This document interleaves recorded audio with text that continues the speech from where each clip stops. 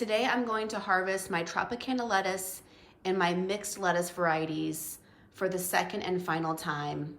I planted originally 3 tropicana lettuces, and look at this amazing growth. I only cut this one time, and this is going to give me a huge salad to feed my family of 5.